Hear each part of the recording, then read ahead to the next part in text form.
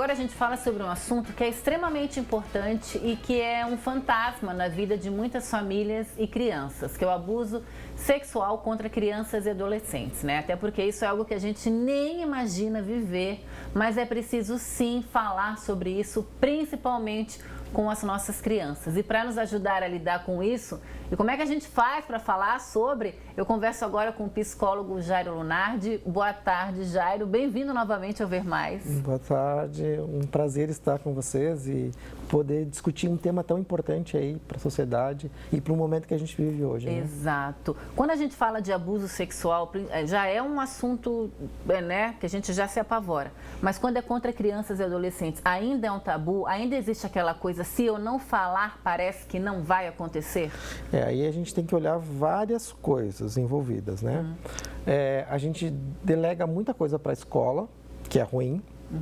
E hoje a gente tem um movimento muito ruim da sociedade, que é proibindo a escola de falar sobre sexualidade. Pois é. E os pais não querem falar, uma porque não dominam, outra porque acham que isso estimula, né?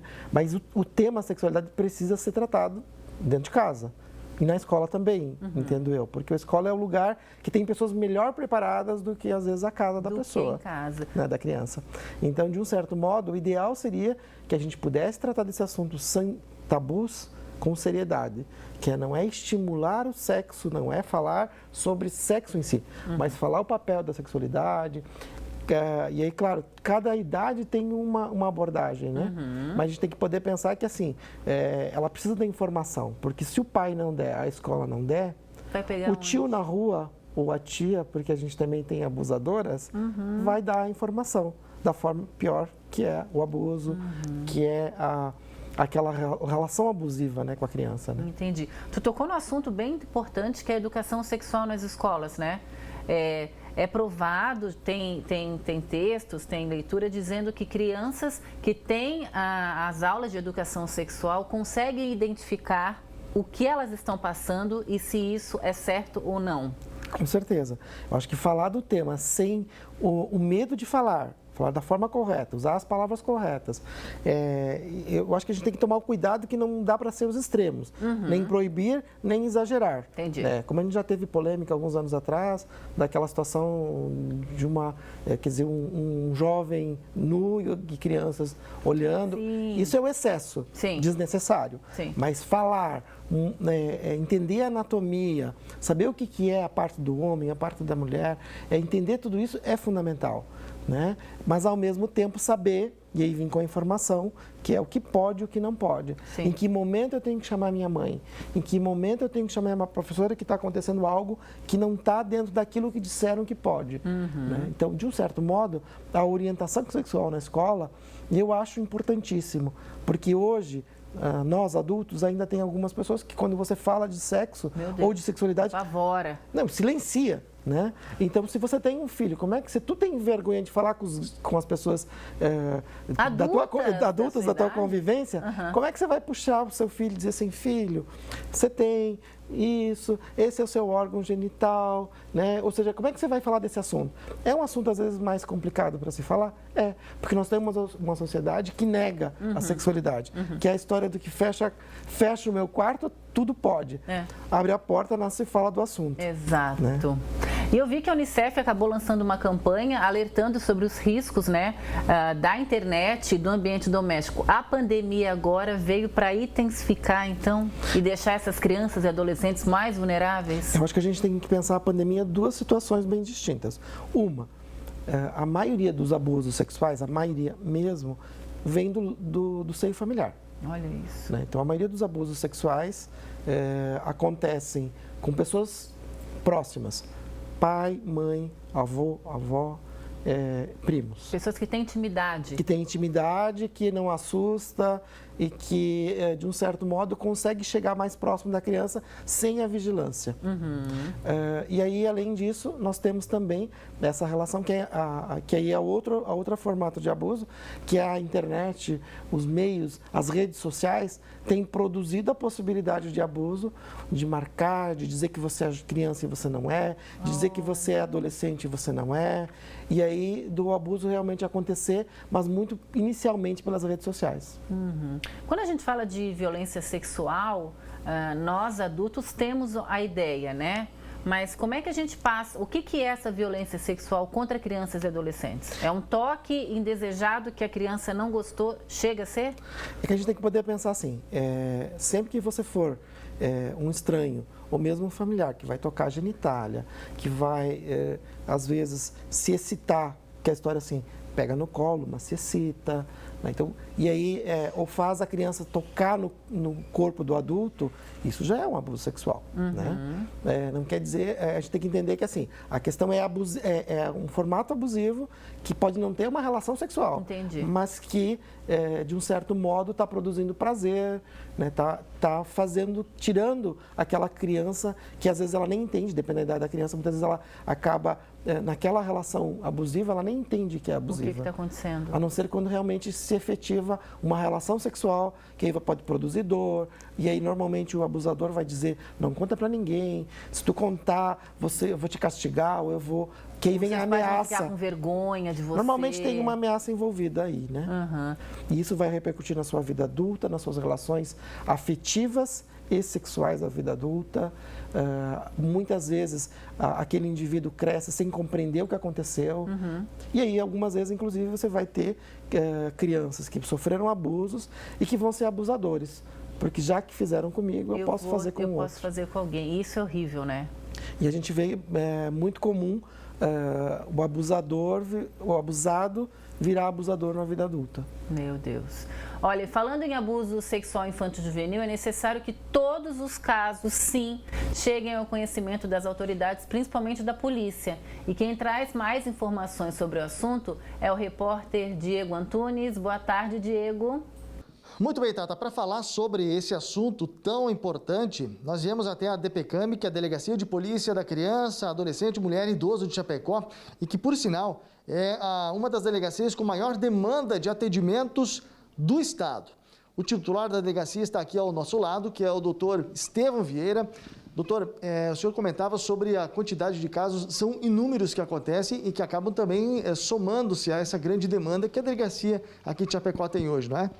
Sim, é uma delegacia aqui que atende a todos os casos de violência doméstica contra a mulher, casos de crimes praticados contra crianças e adolescentes, atos infracionais praticados por adolescentes e crimes praticados contra idosos em situação de vulnerabilidade. Então, o número total de procedimentos policiais, de inquéritos policiais que nós temos aqui é um dos maiores, considerando todas as delegacias do Estado, é um dos maiores do Estado. Especificamente sobre a violência sexual infantil, infanto-juvenil, os números também eles são crescentes aqui na região, ou eles vêm aumentando nos últimos anos? Qual é o balanço que é feito aqui por essa unidade? Bom, nos últimos anos a gente tem intensificado bastante o trabalho de repressão a esse tipo de crime, sempre que chega qualquer notícia aqui de algum crime sexual, a gente trata isso como uma prioridade. E a gente tem percebido que existem fases em que há uma demanda um pouco maior ou um pouco menor, mas no geral está estável, sabe? Uma vez identificado o caso, ou quando algum caso chega até a autoridade policial, até a Polícia Civil, através da DPCAM, qual é o procedimento, enfim, como é que funciona a questão de investigação e, em paralelo, o tratamento a essa pessoa agredida, enfim, que sofreu abuso? Normalmente, a nossa primeira providência é a intimação da família da vítima, para trazer a suposta vítima aqui à delegacia, na ocasião em que ela vai ser entrevistada por uma psicóloga policial para verificar se realmente procede aquela denúncia. Em caso de procedência, nós vamos proceder ao exame de corpo de delito dessa criança, verificar se ela tem algum sinal físico de ter sofrido algum abuso e, a partir do que a criança relatar, né, a partir das circunstâncias de cada caso, a gente vai verificar qual que vai ser o andamento dado, quais medidas que podem ser tomadas. Isso varia muito de um caso para o outro. Ok, agradecemos essas informações tão importantes, doutor Estevão Vieira, titular da DPCAM aqui de Chapecó. É importante que as pessoas denunciem, né? Através do 181 da Polícia Civil ou então que venham direto. Aqui em Chapecó, a DPCAM fica muito próximo aqui da Praça Coronel Bertazzo e também a 4ª Região da Polícia Militar. Bem ao lado onde ficava também a Delegacia de Polícia Federal. É muito, muito fácil de você localizar. Então, tá dado o recado, né? Para quem de repente souber de algo, né? Desconfiar de algo, estiver sofrendo, pode também procurar essa unidade. Voltamos ao estúdio do Ver Mais. Obrigada pelas informações, Diego. Gente, é isso. Informação é tudo. Denuncie, não deixe passar em branco. Esse assunto super importante. Os pais têm sim meio que a obrigação de serem chatos em relação ao que os filhos veem na internet, com quem que eles estão conversando. Como é que fica essa relação? E penso que é fundamental o papel dos pais nessa situação. Por quê? Porque hoje as redes sociais estão muito mais fáceis, né? Hoje a criança, tu encontra a criança com 2 anos assistindo vídeo no YouTube, né?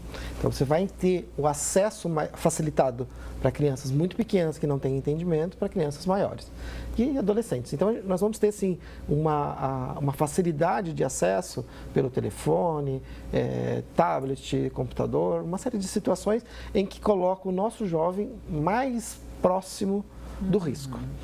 E nós precisamos, os pais principalmente, precisam entender que ser pai é dizer sim, mas é dizer não. Principalmente, então, né? Se a gente consegue entender que nós temos 2 papéis, o de bom e ruim, porque não é bom você dizer não, sim, mas nessa situação porque a gente precisa cuidar, a gente precisa orientar essas crianças, o que elas podem, o que elas não podem, quando elas precisam nos contar alguma coisa, quando não está bem, mas ao mesmo tempo a gente também tem que estar atento. E para estar atento nós precisamos cuidar. Qual é que equipamento e que situações o teu filho consegue acessar? Não importa a idade dele. Nós vamos ter que entender que são idades diferentes, comportamentos diferentes. Porém, ele já tem Facebook, eu já vi Facebook de crianças de 3 anos, com fotos espalhadas que os pais tiram. Mas tu está expondo o teu filho a uma rede que não tem controle, que pessoas podem acessar. E então a gente tem que poder compreender o quê? Que nesse processo nós temos que estar atento quando tem uma criança que já lê, que já escreve, que já manuseia a sua rede social, o seu WhatsApp, o que tiver acesso, a gente tem que estar de vez em quando lá, olhando, verificando, com quem está falando. Ah, mas tem uma fotinho bonitinha de um menininho lá de 7 anos, da mesma idade. Mas tu conhece? Perguntou quem é? É um coleguinha da escola? Entendi. Ah, não, é um desconhecido. Vai verificar. Dá uma ligadinha do teu para ver quem atende. Por quê? Porque a gente sabe que a violência inicia em você passar por criança ou por adolescente sendo um adulto. E aí os pais precisam estar atentos. Só que só tem um jeito. A criança e o adolescente, nem sempre ele tem essa compreensão de que quem está ali pode estar mentindo a sua identidade, né? E aí nós temos um risco muito maior, né? A gente teve, acho que uns 5 anos atrás, uma situação de uma menina próximo do shopping que foi abusada, né? E começou justamente por uma rede social. E teoricamente era um adolescente igual a ela, marcaram um encontro, chegou no local de encontro, era um adulto que pegou... Muito maior, mais forte. E aí ela acabou sendo abusada realmente, né? Então, porque é uma outra lógica, né? Sim. E às vezes a criança, o adolescente, não sabe como fugir daquela situação. Sim. E a gente tem que compreender que isso tem risco. Só que isso é papel dos pais entenderem. Então, nós temos que estar atentos, nós temos que estar olhando. E não é invasão de privacidade você combinar com o seu filho. Assistir junto, não vai lá roubar ou pegar, né? Vamos olhar, vamos verificar.